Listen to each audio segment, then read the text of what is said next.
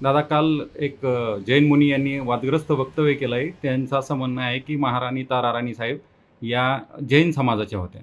याबद्दल आपली प्रतिक्रिया. आमच्या महाराणी ताराराणी साहेब यांच्यावरती विनाकारण हा कोण मुनीन पिनी येन कोण येन काय ही असली पैदा जी आहे ना, ही खरंच लई हरामखोर अवलाद असते.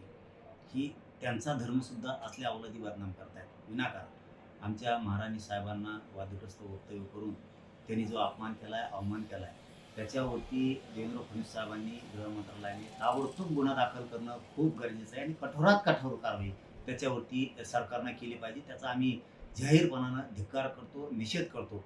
आणि जैन धर्मीयांनी सुद्धा या असल्या हरामखोर जे कोण मुनीन फिनी आहेत यांना तातडीनं समज द्यायला पाहिजे आणि माफी मागायला लावायला पाहिजे.